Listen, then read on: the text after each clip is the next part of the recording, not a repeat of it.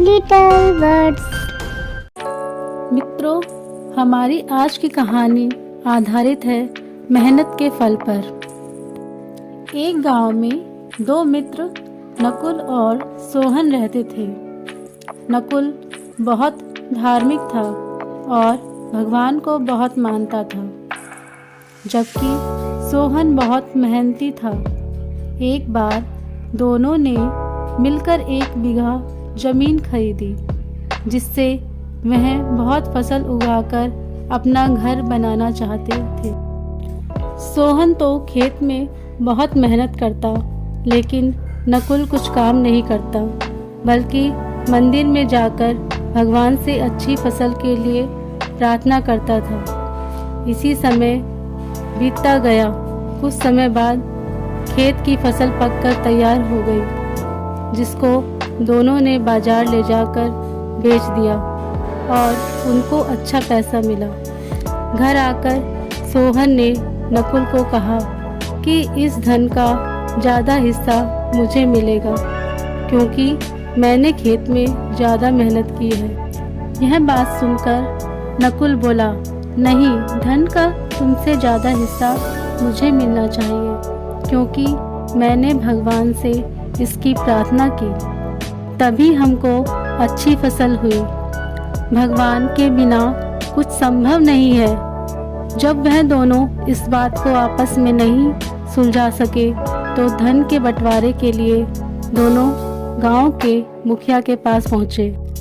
मुखिया ने दोनों की सारी बात सुनकर उन दोनों को एक एक बोरा चावल का दिया, जिसमें कंकड़ मिले हुए थे।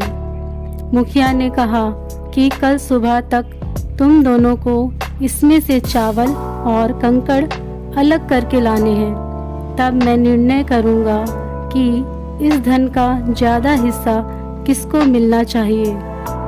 दोनों चावल की बोरी लेकर अपने घर चले गए। सोहन ने रात भर जागकर चावल और कंकड़ को अलग किया, लेकिन नकुल चावल की बोरी को लेकर मंदिर में गया और भगवान से चावल में से कंकड़ को अलग करने की प्रार्थना की। अगले दिन सुबह सोहन जितने चावल और कंकड़ अलग कर सका, उसको ले जाकर मुखिया के पास गया, जिसे देखकर मुखिया खुश हुआ। नकुल वैसी की वैसी बोरी को ले जाकर मुखिया के पास गया। मुखिया ने नकुल को कहा कि दिखाओ, तुमने कितने चावल साफ किए हैं। नकुल ने कहा कि मुझे भगवान पर पूरा भरोसा है कि सारे चावल साफ हो गए होंगे। जब बोरी को खोला गया तो चावल और कंकड़ वैसे के वैसे ही थे। मुखिया ने नकुल को कहा कि भगवान भी तभी सहायता करते हैं जब तुम मेहनत करते हो। मुखिया ने धन का ज़्यादा हिस्सा सोहन को दिया। इसके बाद नकुल भी सोहन की तरह खेत में मेहनत करने लगा और अब की बार उनकी फसल पहले से भी अच्छी हुई।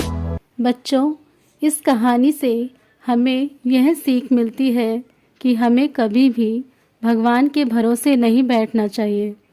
हमें सफलता प्राप्त करने के लिए मेहनत करनी चाहिए।